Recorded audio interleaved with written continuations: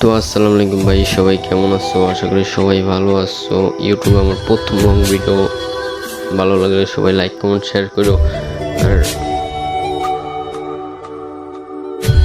আরে দেখো ভাই, ভাইয়াটার মনে নেট চলে গেছে, এই জন্য ভাইয়াটা দাঁড়ায় আছে। দেখো।